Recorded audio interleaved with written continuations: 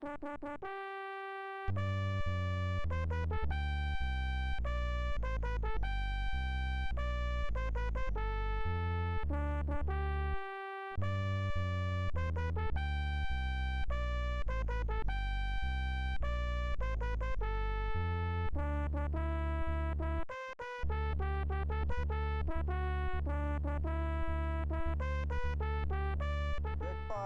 by.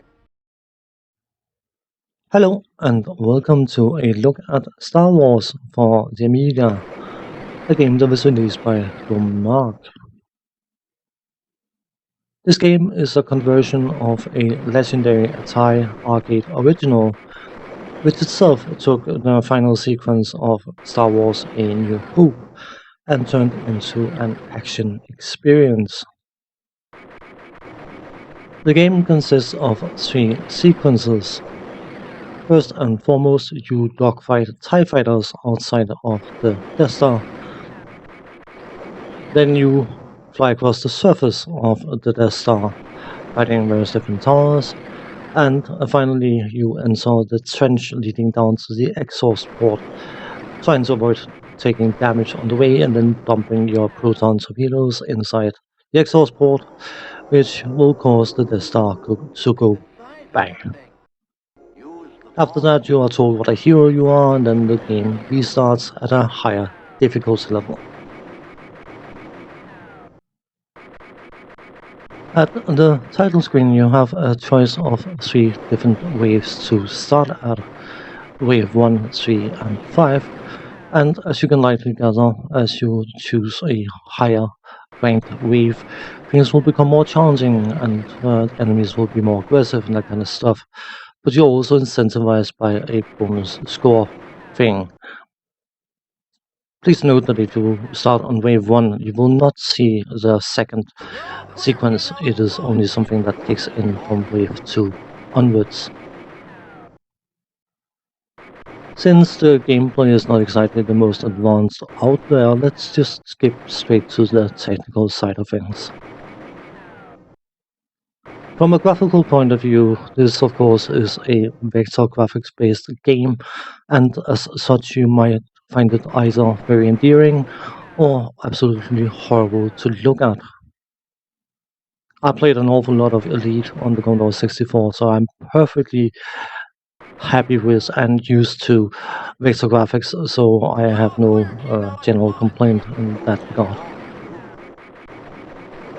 The graphics are symbolizing the different objects that they need to symbolize perfectly fine. You can identify a TIE fighter, a TIE bomber, the Death Star, and all that kind of stuff, and it moves very, very smoothly, and as such, I am, as I said, perfectly happy with the graphical side of things. The sound effects are perfectly fitting for the game, and while I don't think they necessarily reflect anything that is from the Star Wars franchise, the fact that there's a few quotes from the film thrown into the mix adds to the atmosphere. One sound effect that I sorely miss is the absolutely legendary sound of a TIE fighter flying past, but well, I suppose you can't have it all. The Star Wars music, of course, is absolutely legendary, and even people who have never watched the Star Wars film will still recognize those themes immediately. And the title tune, I think, is taken from the arcade's variation of the main theme rather than an adaptation of the original soundtrack main theme. It sets the tone.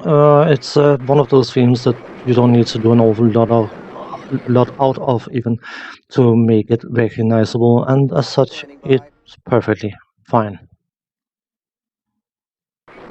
The controls allows you to play with keyboard, joystick, or mouse, and in all honesty, the mouse control is to be recommended because of the fact that you are in control of your crosshair, and when you move the crosshair to the sides of the screen or up and down, you will cause your X-wing to fly or change direction in that direction. and you basically need the precision of the mouse and the snappiness of the mouse to feel that you are in full control of your craft. As you reach higher difficulty levels, there will be more obstacles thrown at you, and being able to quickly move up and down and to the side is very, very important, and that is where the mouse controls rule supreme. If you don't like playing action games with a mouse control, it's not going to be as enjoyable. Earlier on in the video, I mentioned that Atari took the final sequences of A New Hope and turned into an action experience, and that was very much the case, because the arcade original featured a full-size cabinet you were sitting in while playing the game, fully immersing you into the experience. And quite a few arcade games did that. They had relatively simple gameplay loops that were enhanced by various different mechanical or hydraulic things like a moving cabinet or steering wheels and pedals and things like that, which of course is something that home computer systems could never hope to compete with. And that is ultimately the greatest shortcoming of this game. As a conversion, it is perfectly serviceable and fairly accurate, but without all the extras, it falls a bit short. If I was to compare this game to anything, it would likely be a double shot espresso. It's very, very nice, but there's not an awful lot of it. But I'm perfectly okay with that, to be honest. What bugs me about this game is not the game itself. It is the fact that despite its relative simplicity, it is still technically far superior to many a game that was released after this, which I find to be slightly embarrassing, to be honest. But before we go, ever wondered what would happen if you choose something with a bit more horsepower at this game? I did, and I'm going to showcase just exactly what happens. Good 5 standing by.